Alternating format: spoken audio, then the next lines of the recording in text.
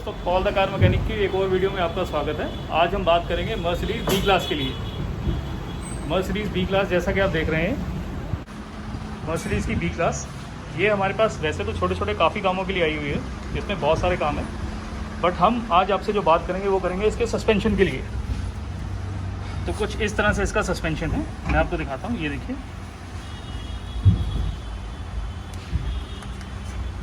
अब हम इसे सस्पेंशन को रिप्लेस करेंगे। ये इसका बॉल जॉइंट स्टीयरिंग, हमने ऑलरेडी नया सस्पेंशन हमने परचेज़ कर लिया है।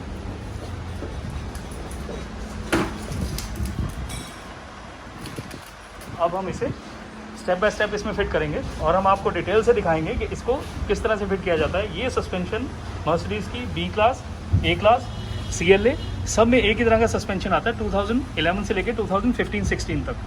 तो अब हम इसे रिप्लेस करेंगे। आइए चलिए रिप्लेस करते हैं इसे।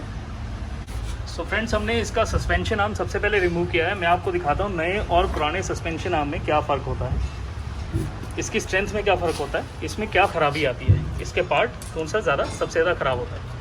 लाइक ये देखिए, ये सस्पेंशन बॉल है इसका, ये लूज़ हो चुका है। लूज़ होने से क्या प्रॉब्लम आता था कि ये जब खड्डे में जाती थी कार तो बहुत तेज़ आवाज़ करता था। ये कुछ इस तरह से इसका सस्पेंशन आर्म है और ये है इसका नया सस्पेंशन आर्म। ये देखेंगे, ये पूरा अच्छी तरह से टाइट है, ये हाथ से हिल भी नहीं रहा।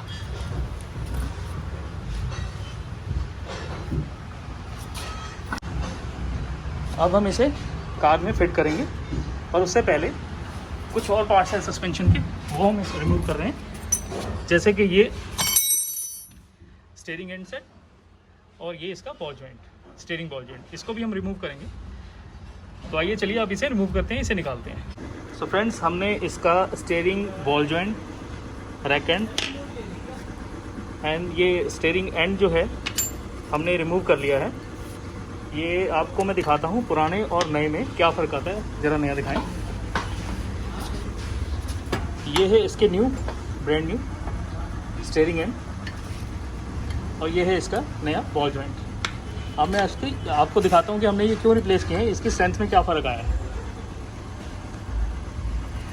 ये देखिए, जैसा कि सस्पेंशन आर्म हिल रहा था, इसका लूज़ हो गया था। इसका जो बॉल है ये इस तरह से आवाज़ करता है और जो नया इसका है वो हमारे हाथ से भी नहीं हिलेगा। इसको पूरी तरह से ज़ोर लगाना पड़ेगा, जब ये कार में लगेगा तो ही ये मूव करेगा, राइट। और इसी तरह से कुछ ये लूज़ है पुराने वाला और ये नया बिल्कुल ठीक है। अब हम इसे कार में फिट करेंगे। आइए चले इसे कार से फिट करते हैं। और कुछ ही हमने इसके जंपी रॉड खोले हैं। जंपी रॉड बुश है, जंपी रॉड बुश में प्ले आ जाने की वजह से इसका रबड़ कट जाता है।